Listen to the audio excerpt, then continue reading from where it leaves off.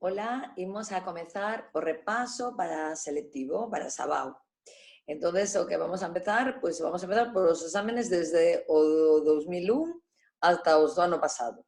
Entonces, comezamos co xuño 2001. Pregunta, bueno, o formato do exame cambiou, pero o tipo de preguntas son similares. Entonces, vou a lelas e contárvolas para que vos despois o fagades escrito e se tendes algunha dúbida, pois me decides.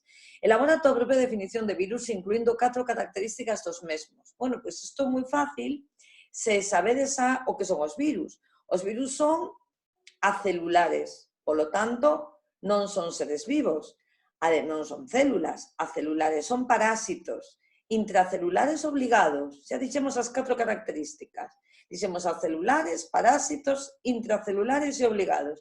Non telles que dar máis remedio que invadir unha célula por poder reproducirse. Podedes decir que como non son seres vivos, pois non se poden reproducir, nin nutrir, nin relacionar por si mesmos. Cal é a diferencia esencial entre os ciclos líticos e lisoxénico dos virus? Facilísimo, solo hai unha, a máis importante e esencial, a fase de latencia. O ciclo lítico non ten fase de latencia e o ciclo lisoxénico sí. Quere decir que no ciclo lisoxénico o ADN do virus introdúcese dentro dunha bacteria e únese ao ADN da bacteria. Por que as enfermedades víricas non se curan con antibióticos? Bueno, pois vamos a pensalo. Por que cando temos gripe non nos dan antibióticos? Porque os antibióticos só atacan as bacterias, só son eficientes contra as bacterias, están inhibindo a transcripción bacteriana. Sin embargo, aos virus non lle fan nada, vale? Os virus témolos que vencernos fabricando anticorpos. Que é un plásmido? Un plásmido, lembrade, todo isto xa repasamos esta mañá, volvense a repetir as preguntas. Un plásmido é un fragmento de ADN que está nas células procariotas que non pertence ao cromosoma bacteriano, pero que se pode emplegar en ingeniería xenética. E xa che dice, de pista, porque che pon que é o plásmido e logo, que aplicacións tes en enxeñería xenética? Pois xa sabes que se aplica en enxeñería xenética. Que aplicacións serán? Bueno, pois nos pode axudar pois a fabricar unha hormona, un anticorpo, unha vitamina para a produción de fármacos ou a nivel de laboratorio. Por que o virus da SIDA produce inmunodeficiencia? Pois tamén o comentábamos hoxe a mañá, porque o VIH ataca os linfocitos T. Entonces destruye as defensas. Cando se activa, destruye os linfocitos T. Por eso produce esa enfermedade, ese síndrome, esa enfermedade de inmunodeficiencia adquirida.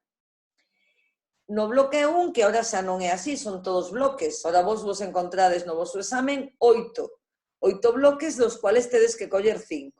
Sigo, relaciona as seguintes macromoléculas coa súa función biolóxica, indicando en cada caso as súas unidades estruturais básicas. Fosfolípidos. A ver, os fosfolípidos, que serán? Se se chaman fosfolípidos, pois serán lípidos. De que están formados? Se chama fosfolípido. Vamos a pensar un pouco. Tendes que repasar como eran os lípidos. Podían ser saponificables, non saponificables. Saponificables podían formar jabón e levaban ácidos graxos. E non saponificables eran terpenos esteroides. Estou facendo algo de repaso.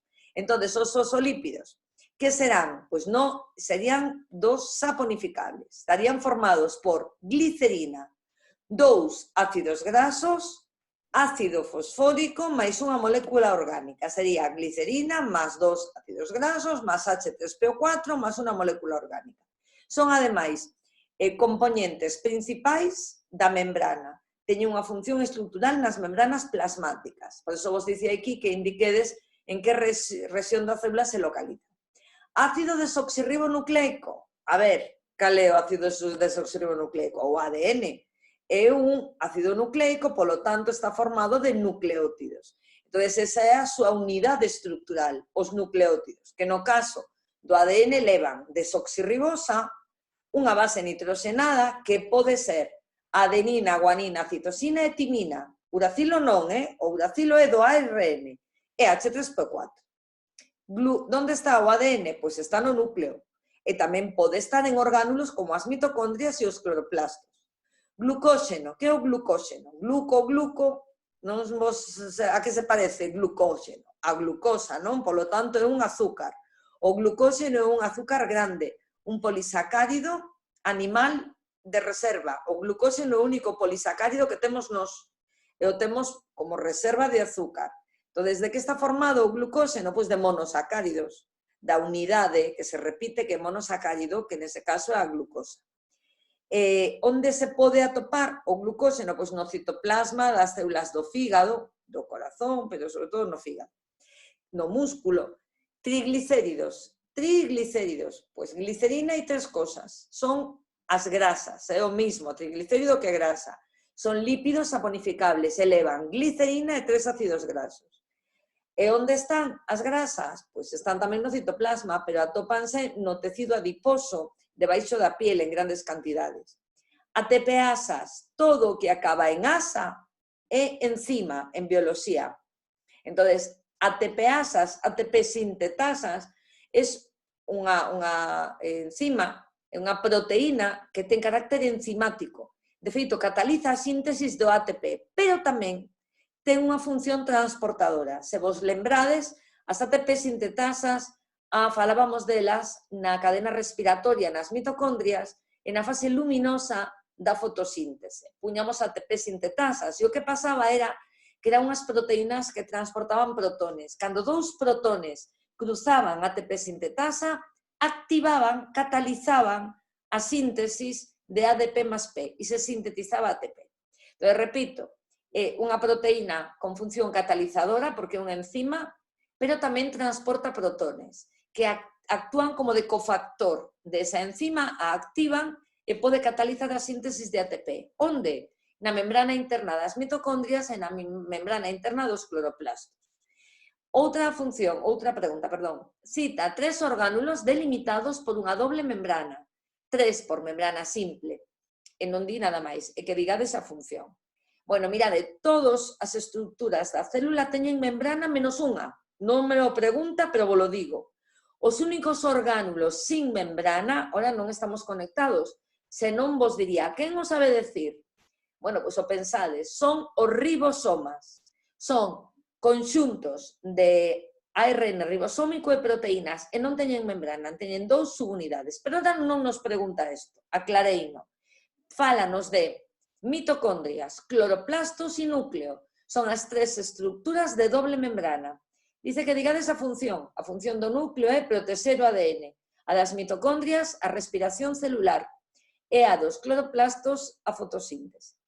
3 de membrana simple, os que queirades, porque hai un montón. Menos os ribosomas, cuidado. Entonces pode ser retículo endoplasmático, liso e rugoso, que sintetizan proteínas e lípidos que van salir fora da célula.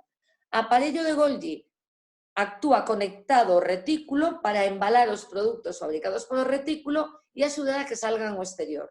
Lisosomas son, por exemplo, das células animais, son vacuolas digestivas. Grandes vacuolas de reserva son características das células vegetais e almacenan sustancias. Bueno, podedes decir outros, pero estes son, xa dixen 3 ou 4. Debuxe a un cromosoma metafásico e indica as súas partes mediante flechas. Bueno, primeiro, se te está dicindo un cromosoma metafásico, tens que situarte. Mirade, os cromosomas poden ser dobles ou simples. Poden ter 2 cromátidas ou unha cromátida. Cando empeza a mitosis, profase e metafase son dobles. E despois, a na fase telofase e na mitose son simples. Entón, un cromosoma metafásico ten 2 cromátidas. Tendes que sinalar o centrómero, que é o estrangulamento principal que divide as cromátidas en brazos.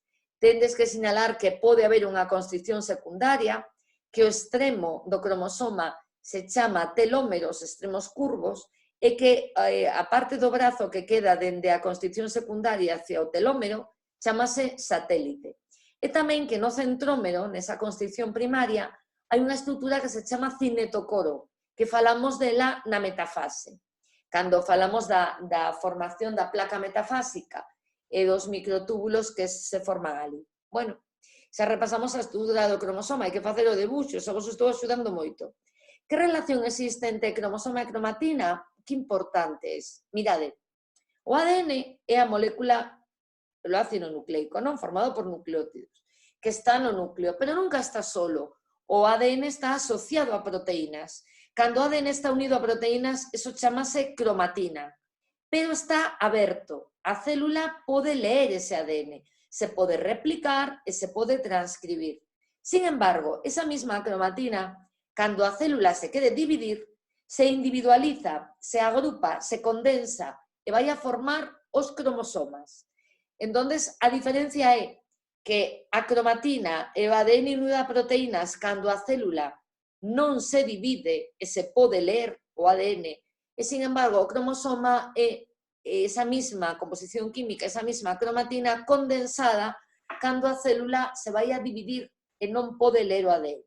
Sempre vos decía na clase, a man e o puño, estructuralmente, a composición é a mesma, pero se tú tes o puño así, non podes coller obxetos. Sin embargo, se tes a mano aberta, sí, pois imaginademos, a man aberta sería a cromatina, cando podes ler o ADN. Esa mesma composición química, cando se condensa, non sirve para leela, solo sirve para repartir os cromosomas. Ben, que diferencia hai entre cromatina e nucleosoma?